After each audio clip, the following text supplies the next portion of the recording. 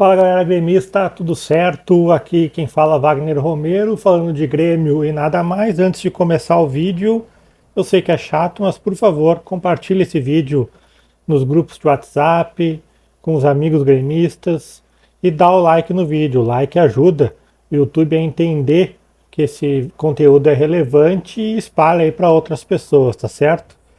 Bom, começando o vídeo, o Grêmio venceu a terceira partida seguida aí no Campeonato Gaúcho contra o São José, lá no estádio Passos da Areia. Venceu por 1-0, gol no finalzinho do jogo do Everton Galdino. Né? O Renato mandou a campo uma equipe bem modificada, como já era esperado. Né? O Grêmio foi a campo com o Gabriel Grando no gol, com o Tassiano na lateral direita, a zaga sendo formada por Gustavo Martins e Bruno Vini, com o Diogo Barbosa na lateral esquerda, meio campo com Vila Sante, Lucas Silva, Guilherme aberto na esquerda, Cristaldo, Gabriel Silva na direita e Diego Souza no ataque, um time bem modificado. Eu não tenho muita coisa para falar do jogo, porque é impossível se jogar futebol naquele campo do São José.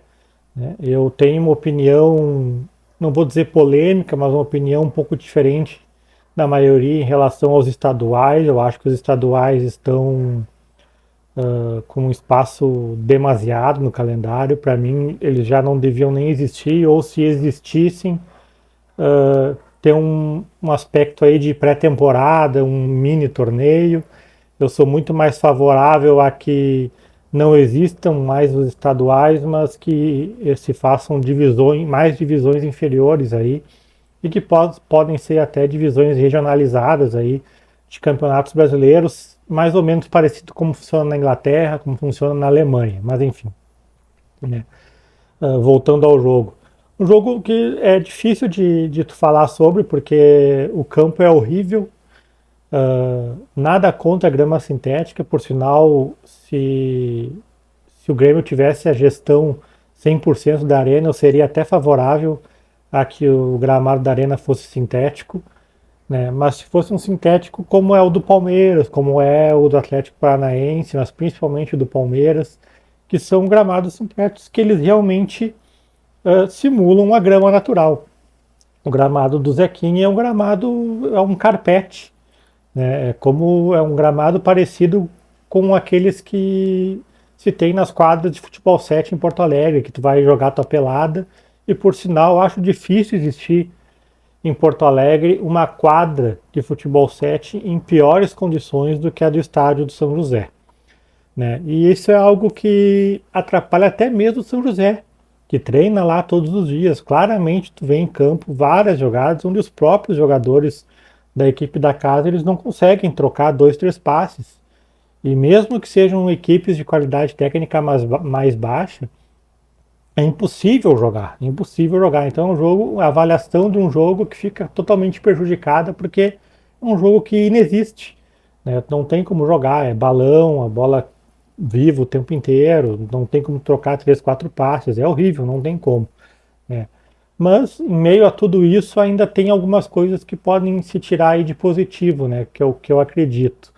Né? Acho que a atuação do Bruno Vini, um jogador que não jogava desde outubro de 2021, é uma atuação boa, né? Eu acho que ele ganhou bons pontos aí e é um cara que, se tiver mais chances, pode até colocar a vaga do Bruno Alves em risco se ele continuar mantendo esse nível de atuação. Foi um cara muito firme, que ganhou as disputas, né? O próprio Gustavo Martins foi bem também, um pouco abaixo do Bruno Vini, mas foi bem, né? E acho que para por aí as notícias boas do Grêmio nesse jogo, né? Acho que talvez ali, óbvio, a entrada do Galdino, que fez o gol aí no finalzinho do segundo tempo, se redimindo do pênalti perdido em Caxias e da atuação ruim que teve contra o Brasil de Pelotas, né? Mas acho que fica por aí.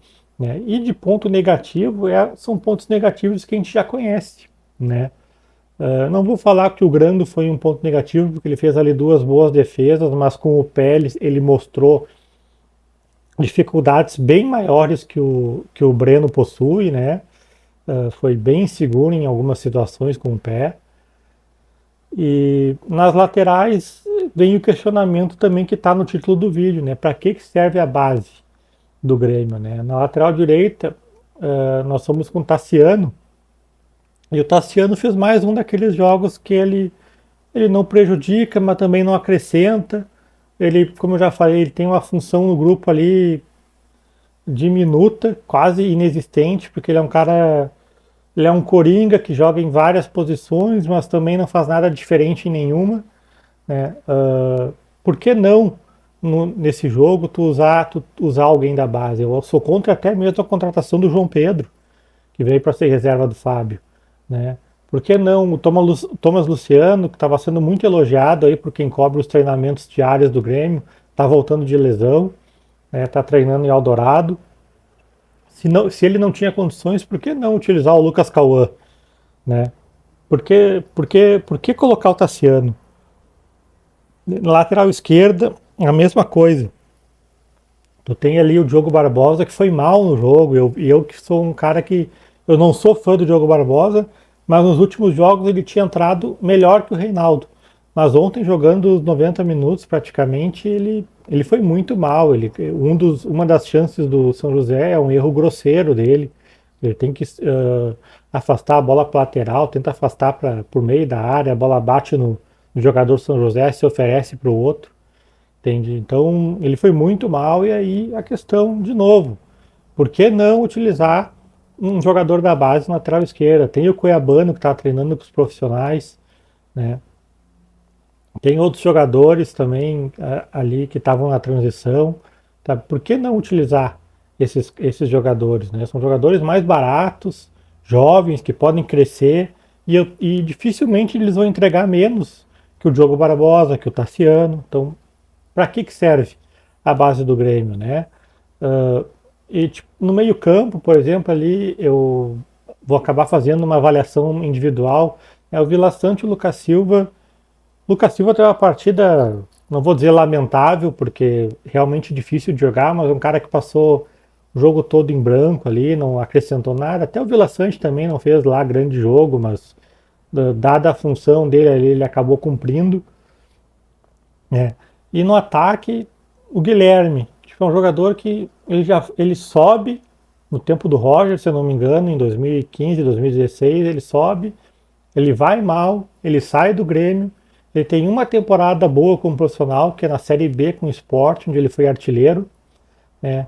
Vai para o mundo árabe, e agora o Grêmio traz ele de volta no passado, essa herança aí de Denis Abraão e companhia.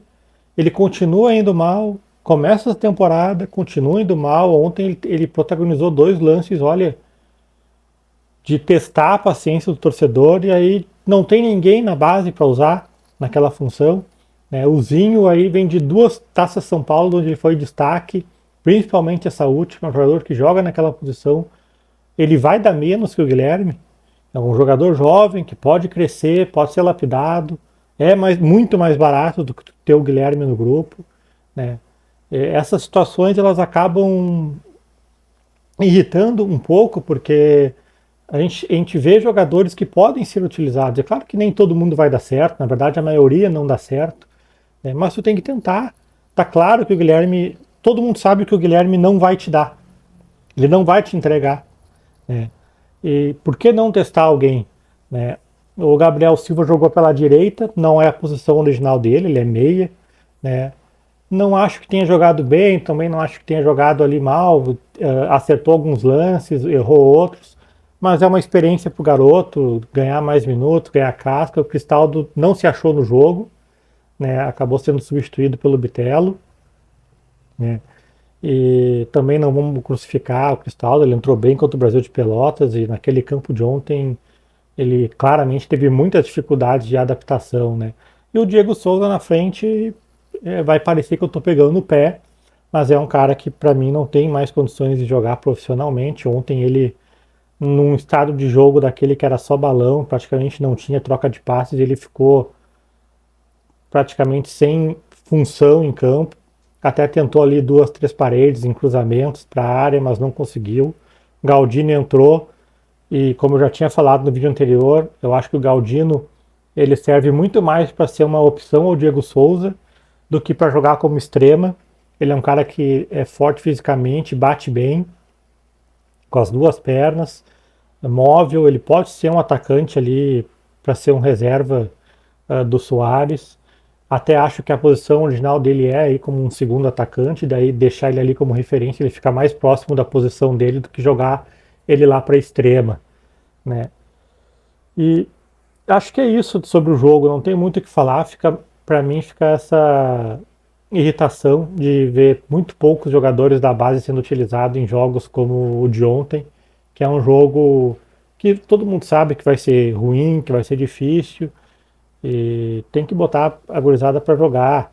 Não todo mundo, mas é nessas posições que eu citei, lateral esquerda no lugar do Diogo Barbosa, em vez de improvisar o Tassiano, colocar alguém da base, sabe? Chega de Guilherme, não dá, é insuficiente pro Grêmio, não dá. Coloca alguém, sabe? Então essas situações realmente incomodam muito, né? E falando sobre categoria de base, ontem foi realizada a final da FIPAM, né, lá em Alegrete. O Grêmio venceu por 4-1 a equipe do Olímpia. Eu acompanhei o jogo, porque o jogo do Grêmio estava tão ruim, o jogo dos profissionais do Grêmio estava tão ruim, que eu fiquei vendo no celular o jogo do Grêmio e coloquei na TV grande, no YouTube mesmo, a final da FIPAM. Né? E o Grêmio tem essa equipe do FIPAM, que é uma sub-14, e tem um jogador, que é o Gabriel Mack, que foi autor dos 2 primeiros gols e deu assistência para o terceiro, um jogador completamente fora da curva, um jogador que naquela realidade de 14 anos ali, ele é um fenômeno, ele está 2, 3 degraus acima dos outros jogadores, ele faz coisas que os outros jogadores não conseguem acompanhar, e não só do Grêmio, jogadores dos outros times. Né? Ele praticamente ganha os jogos sozinho, é incrível o que ele faz, camisa 10, joga ali como meia, mas pode ser atacante também, ele encontra soluções incríveis dentro do jogo, é um jogador aí que o Grêmio precisa ter muito cuidado para não perder, e mais ainda, se não perder, de utilizar. Esse tipo de jogador é um jogador que tu não pode ficar, vou proteger, não, tem que fazer lá o contrato que tem que fazer, e quando tiver fisicamente maduro, tem que botar para jogar, porque ele vai ser um jogador de um nível muito diferente se continuar desse jeito, tá certo? O Grêmio volta a campo na quarta-feira contra o Sportivo de Bento, lá em Bento, e aí a tendência é o Grêmio já utilizar força máxima nesse jogo, né? E voltamos aí com mais conteúdos amanhã ou quarta-feira, qualquer novidade grande, estamos fazendo aí um vídeo, tá certo? Dá o like, compartilha, ativa as notificações, ajuda o canal a crescer. Tá certo? Feito!